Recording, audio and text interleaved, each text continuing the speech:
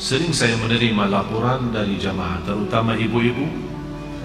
Di rumahnya selalu merasa ada sesuatu berantakan, selalu ada masalah.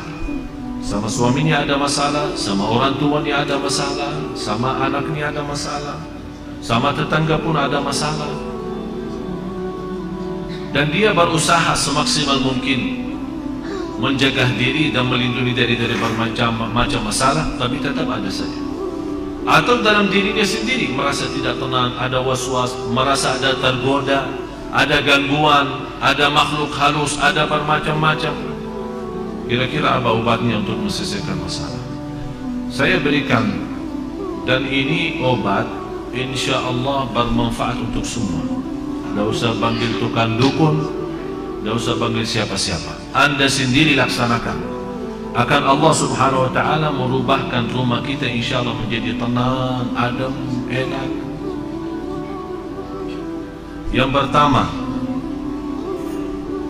bawakan air dan isi dalam air itu garam. Air itu dicampurin dengan garam dan dibacakan dalam air itu Al-Fatihah 7 kali. Ayat 5 ayat pertama suratul Baqarah. Ayat Al-Kursi 7 kali. 3 ayat yang terakhir surat Al-Baqarah. Lillahi ma fis samawati wa ma fil ardh. Saya ulang lagi. Air isi dengan garam dan dibacakan dalam air Al-Fatihah 7 kali. Yang kedua 5 ayat pertama 1 kali. Dari Alif Lam Mim sampai wa ulaika hum al-muflihun 5 ayat. Yang ketiga 7 kali ayat Al-Kursi. Yang keempat 3 ayat yang terakhir suratul Baqarah. Lillahi ma fis samawati wa ma fil ardh wa in tubdu ma fi anfusikum sampai selesai. Kemudian qul huwallahu ahad 3 kali. Qul a'udzu birabbil falaq 3 kali. Qul a'udzu birabbin nas 3 kali. Kalau Anda merasa masih asing, boleh ditambah air dan silahkan minum. Bisa diminum. Kalau Anda merasa terlalu asing, belum kuat karena garamnya terlalu banyak, boleh ditambahin air. Ini satu untuk minum. Jelas? Yang kedua, bawakan ember besar, isi air dengan garam. Ini untuk mandi boleh. Bapak Ibu, ini serius saya bicara ya. Insya Allah Anda coba, insya Allah semua masalah dalam hati, dalam perasaan, dalam jiwa, dalam fikiran, insya Allah selesai. Ember besar, isi air dan campur dengan garam. Bisa pakai mandi. Ayat yang dibaca sesuai ayat yang saya sudah kasih tadi. Boleh. Bagaimana cara bacaannya? Bacaannya habis Anda baca, tiup dalam, bukan meludah ya, tiup saja. Tiup 3 kali boleh, 1 kali boleh, tak masalah. Dan saya sampaikan begini karena sudah berkali-kali ada yang memberitakan soal rumahnya ada banyak masalah, saya tidak tahu apa. Dan mohon maaf, selama saya di Indonesia, mohon maaf ya, orang di Indonesia terlalu banyak was-was. Jadi kalau merasa ada sesuatu, Ustaz kayaknya ada di rumah apa-apa, padahal tidak ada. Tidak ada. Oleh karena itu di Indonesia cepat paling laku usaha tukang dukun. Laku cepat. Seperti ada seorang ibu, kasihan, maksud saya kasihan kalau kita mampu mengobati diri, menamankan rumah kita, kenapa kita minta tolong orang lain? Inilah sudah saya berikan cara, insya Allah aman, insya Allah yakin, dan tidak ada dalamnya syirik. Itu yang paling bahaya. Ada seorang ibu kemarin minta sama saya, tolong untuk masuk ke rumahnya. Karena habis saya isi tabligh akbar di salah satu daerah di sini di Jakarta tidak jauh, dan dia minta tolong sambil nangis, "Ibu maaf saya tidak bisa, kalau mau masuk rumah berarti semua jamaah minta masuk rumahnya."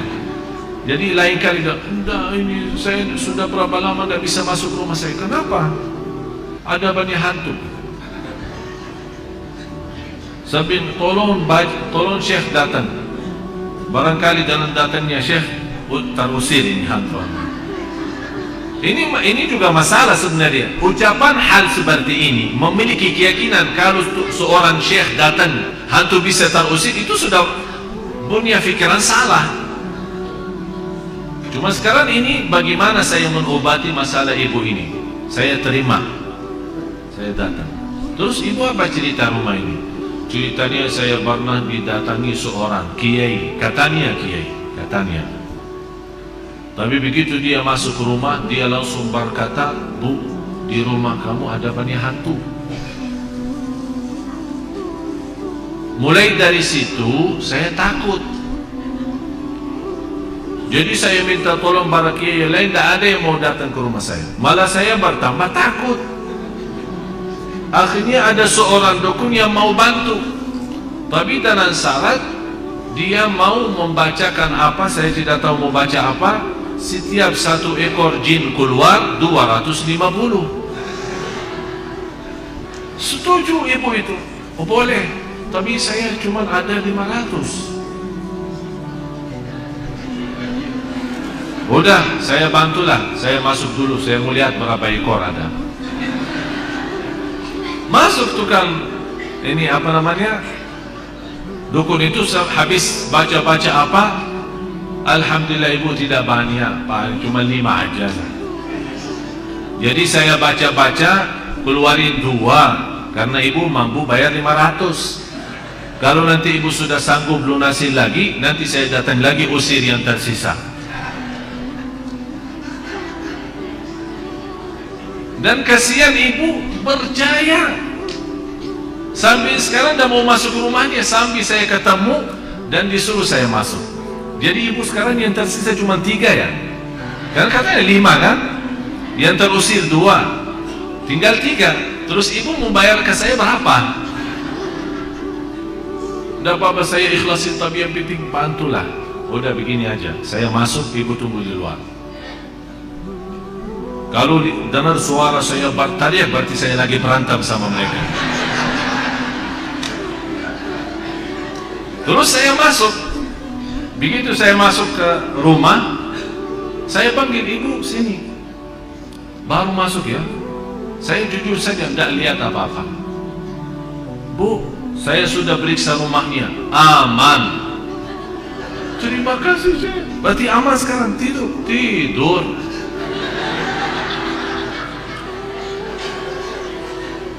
Dan saya kasih obat itu, bagi garam terus yang lain-lain. Terus dia bawakan amplop, lumayan lah.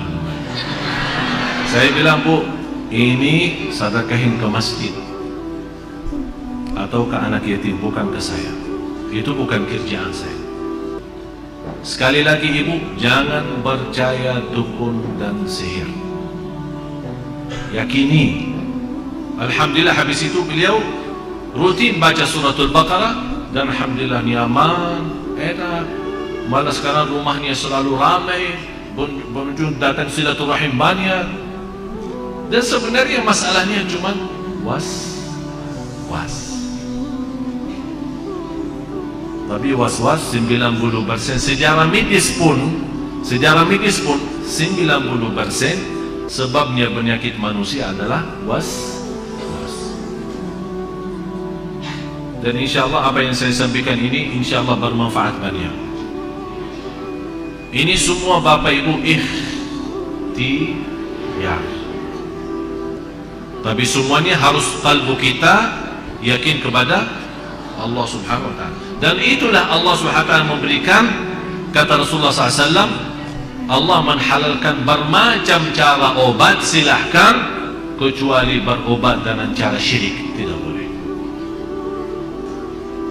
InsyaAllah dijauhkan oleh Allah SWT dari godaan, dari penyakit, dari bahaya waswas, dari Jiwa tidak tenang, insya Allah semua bisa diatasi dengan izin Allah Subhanahu wa ta'ala.